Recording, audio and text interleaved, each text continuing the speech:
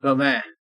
我曾经说过一句话啊，我说支持这个俄罗斯的不一定是爱国者，但是支持乌克兰的那肯定是24K 纯反贼，是吧？你看看啊，为什么说支持俄罗斯的不一定是爱国者呢？因为啊，我经常说呀，我敦促普京把远东还给中国，中国呢和他结成这个战略联盟关系，废除两国之间的一切不平等条约，然后呢，中国的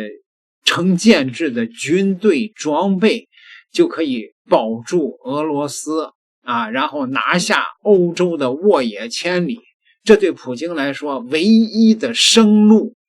你看我一说这个吧，就有那些俄粉跳出来说你破坏中俄关系，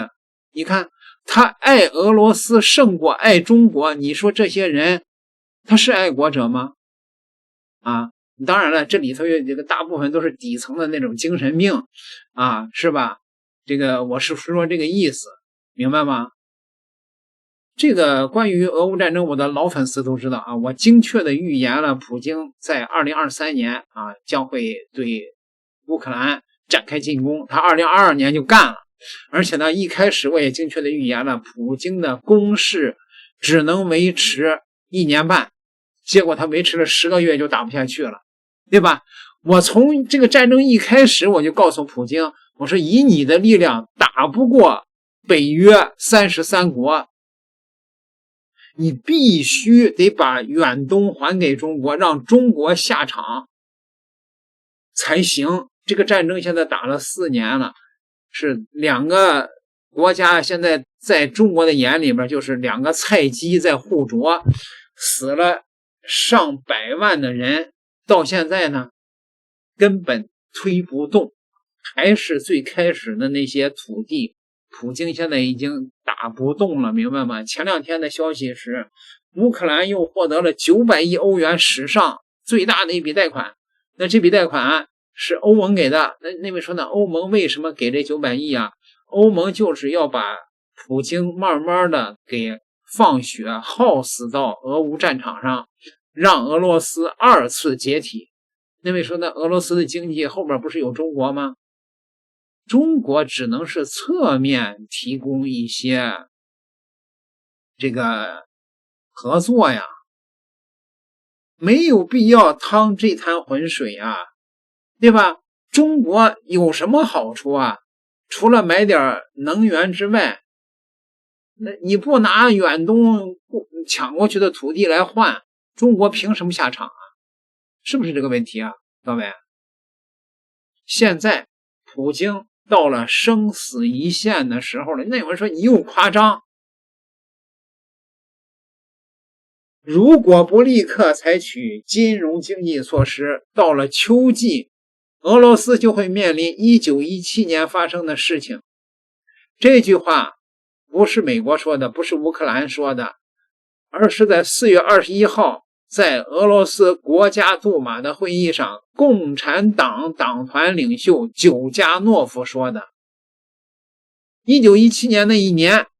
沙俄深陷第1次世界大战的泥潭，前线士兵缺粮少枪，后方的老百姓饿着肚子，怨声载道，于是先来了2月革命，又来了10月革命。罗曼诺夫王朝下台，沙皇一家最终被处死。久加诺夫的这番话对应的是俄罗斯几近油尽灯枯的经济状况。4年多的战争让俄罗斯的经济压力到了临界点，俄罗斯的军费从2021年 3.6 万亿卢布飙升到2026年的 13.5 万亿卢布，增幅达到了 257%， 占 GDP 的比重从 3.6% 升到了 7.1%， 目前占联邦预算的近 40%， 这是什么概念啊？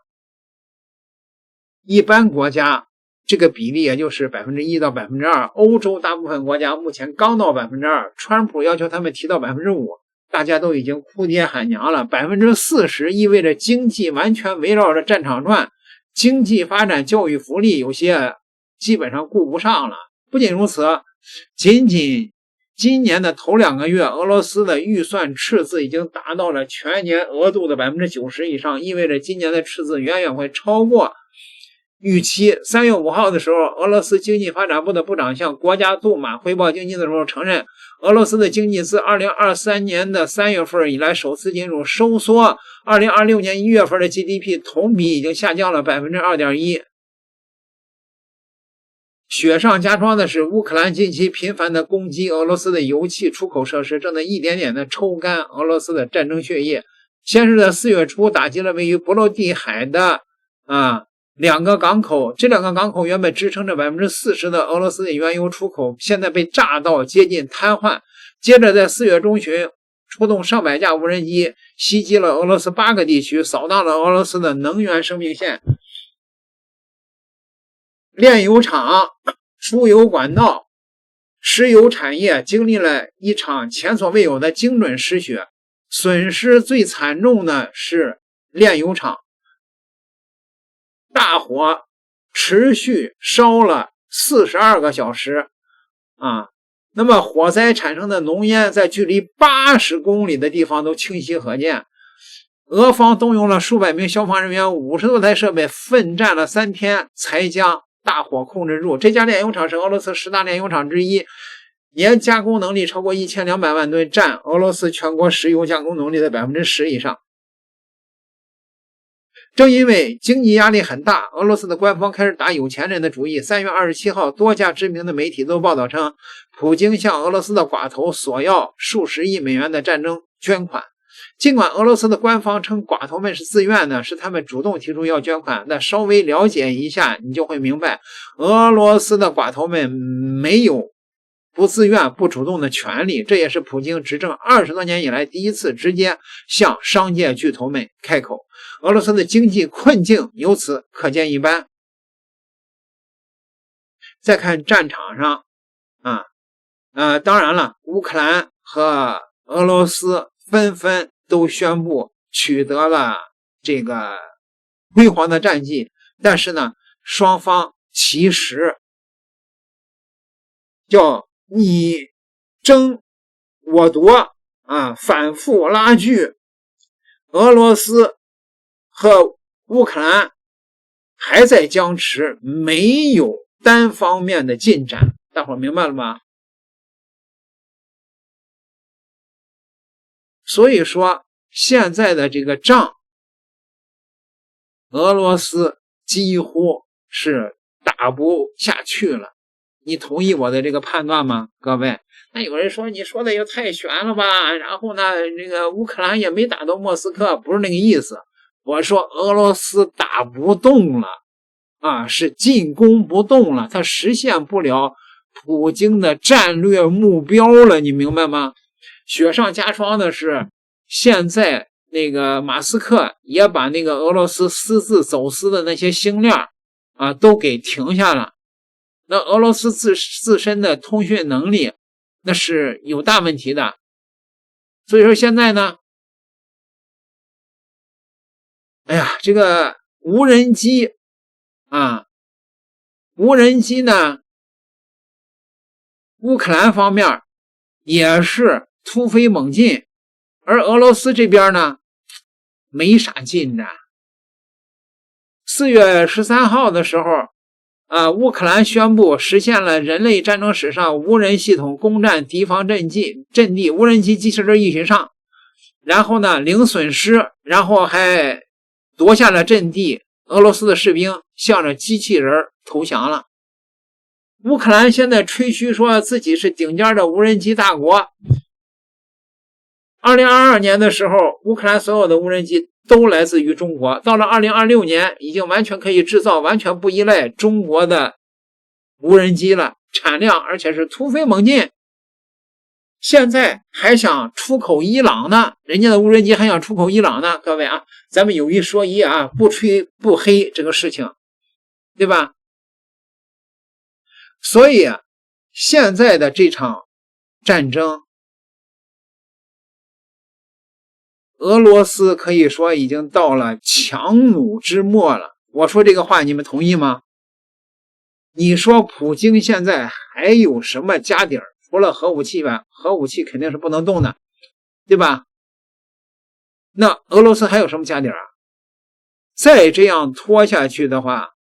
俄罗斯的经济垮了，就像前苏联一样，又解体了。当然了，有很多的这个网友说，俄罗斯解体是中国所乐见的，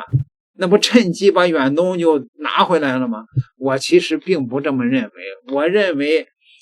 一个完整的俄罗斯，这个才是这个对抗美国及西方的一个好的一个标的呢。不能让俄罗斯解体，俄罗斯解体完了以后，那美国和西方腾出手来，那不就是整个欧洲都贴到中国边上来了吗？那么对付中国吗？不好，要保持着让俄罗斯不败。那有人说了，那就中国干脆援助俄罗斯啊，你给他是这个军火不就完了吗？那不行啊，凭啥呀？还是那句话，你普京你拿什么来换啊？凭啥呀？如果是这个支持俄罗斯的话，那中国不得受制裁呀？那外贸怎么办呀？那有人说，那你要是跟那个普京站到一块儿去了，那不也得受制裁吗？那是值得的呀，把那个祖宗失去的土地拿回来了呀，那是值得的呀。问题是现在它不值啊，你明白吗？所以普京啊，你个棒槌，我一直这么多年我都说你是个棒槌，想明白了吗？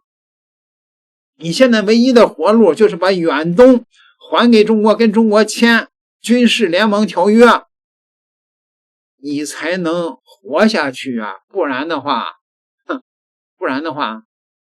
凉拌吧，那就点个订阅，咱们下期再聊。